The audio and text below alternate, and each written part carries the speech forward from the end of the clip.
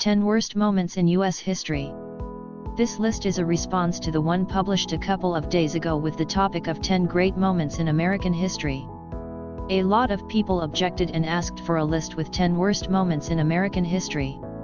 So here it is, just to present both sides of American history, good and bad. It is in chronological order, and if you have any suggestions to make, feel free to do so, and constructive criticism is appreciated, while argument for the sake of arguing will not lead us anywhere. Anyway, here it is. 1. The Trail of Tears 1838. The Trail of Tears was the relocation and movement of Native Americans, including many members of the Cherokee, Creek, Seminole, and Choctaw nations among others in the United States, from their homelands to Indian Territory, present-day Oklahoma, in the western United States. The phrase originated from a description of the removal of the Choctaw Nation in 1831. Many Native Americans suffered from exposure, disease, and starvation while en route to their destinations, and many died, including 4,000 of the 15,000 relocated Cherokee. By 1837, 46,000 Native Americans from these southeastern nations had been removed from their homelands, thereby opening 25 million acres for settlement by European Americans. 2. The Dred Scott Decision 1857. SLIDE-11-THE Dred Scott Decision was a decision by the United States Supreme Court that ruled that people of African descent imported into the United States and held as slaves, or their descendants, whether or not they were slaves, were not protected by the Constitution and could never be citizens of the United States.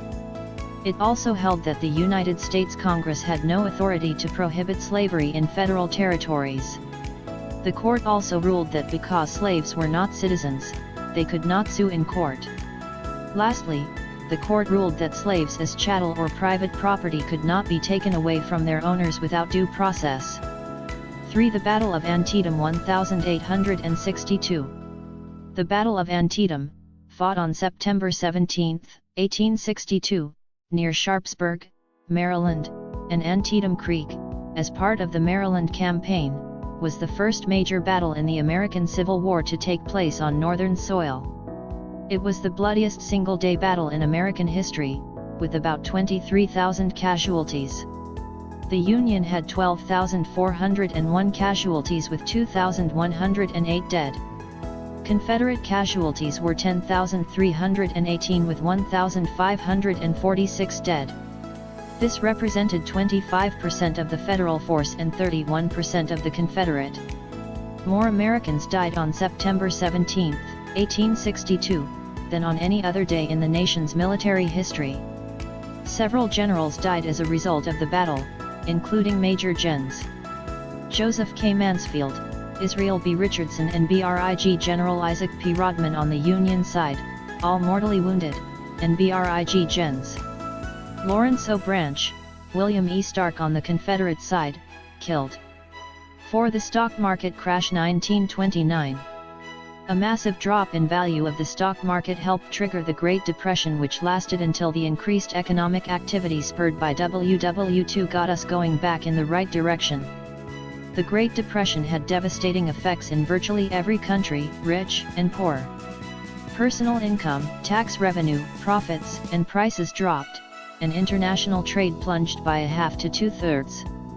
Unemployment in the United States rose to 25% and in some countries rose as high as 33%. Cities all around the world were hit hard, especially those dependent on heavy industry. Construction was virtually halted in many countries. Farming and rural areas suffered as crop prices fell by approximately 60%. 5. Internment Camps 1942. The U.S. government came to the conclusion that interning Japanese American citizens was the best of a number of bad options. Roughly 100,000 Japanese Americans ended up in camps.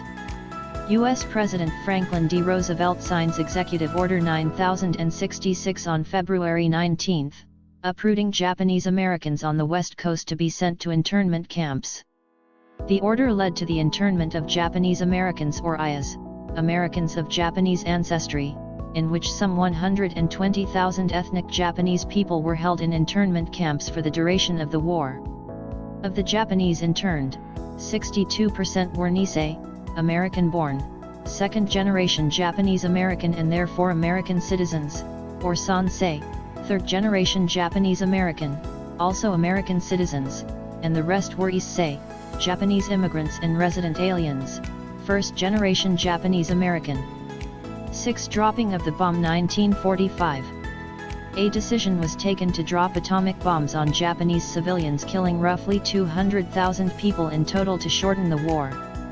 It completely ignored the fact that war is between armies, not civilians. On Monday, August 6, 1945, at 8:15 a.m., the nuclear bomb Little Boy was dropped on Hiroshima by an American B-29 bomber, the Enola Gay, directly killing an estimated 80,000 people. By the end of the year, injury and radiation brought total casualties to 90,000 to 140,000. Approximately 69% of the city's buildings were completely destroyed, and about 7% severely damaged.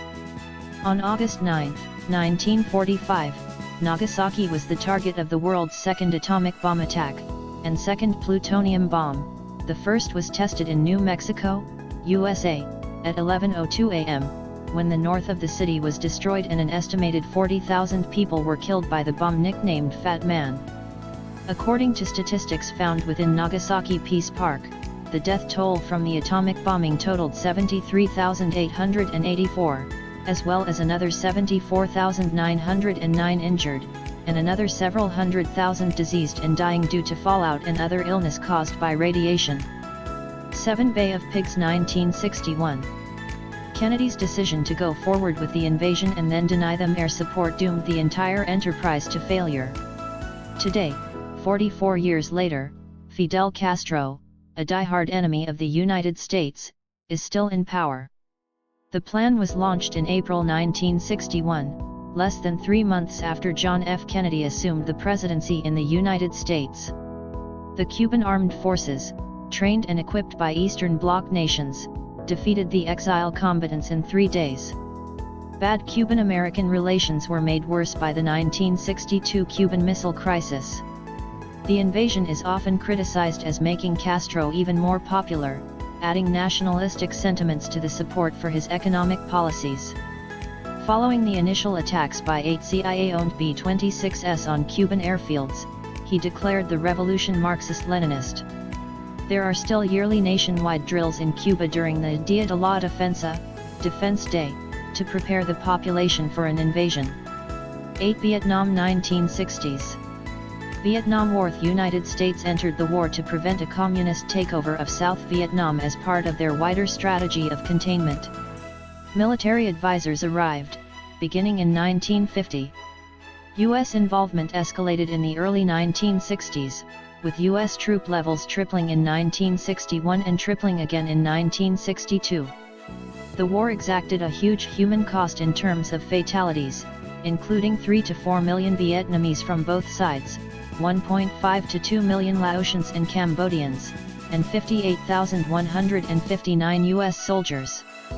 The Case Church Amendment, passed by the U.S. Congress in response to the anti-war movement, prohibited direct U.S. military involvement after August 15, 1973. U.S. military and economic aid continued until 1975. The capture of Saigon by North Vietnamese Army in April 1975 marked the end of Vietnam War. North and South Vietnam were reunified the following year. 9 and 9/11, 2001. Terrorist madmen attacked the Twin Towers and Pentagon, kill nearly 3,000 Americans, and set off a war on terrorism. Some accounts suggest it was an inside job, or a horrific case of neglect.